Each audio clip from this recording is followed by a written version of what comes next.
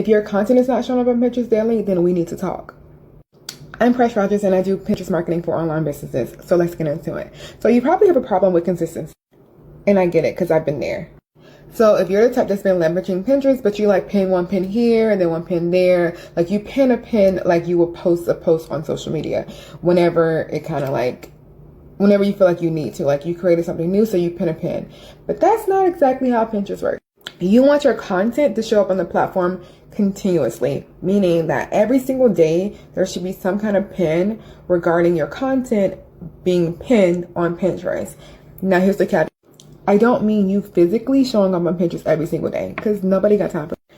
I mean that you should have an implementation plan set up that allows your content to show up on Pinterest every single day.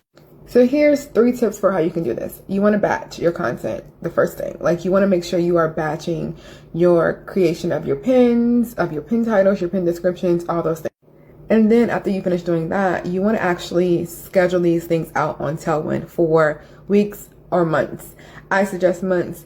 I typically schedule out for at least 3 months of content at a time to be pinned down on Pinterest.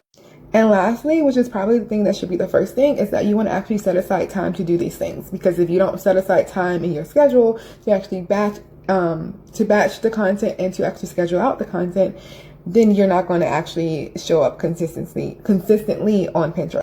And a bonus tip is that you want to repurpose your content. So you want to take like things like your Reels, your TikToks, your strategic Instagram stories, and repurpose them as idea pins because that's also going to keep you showing up on the platform.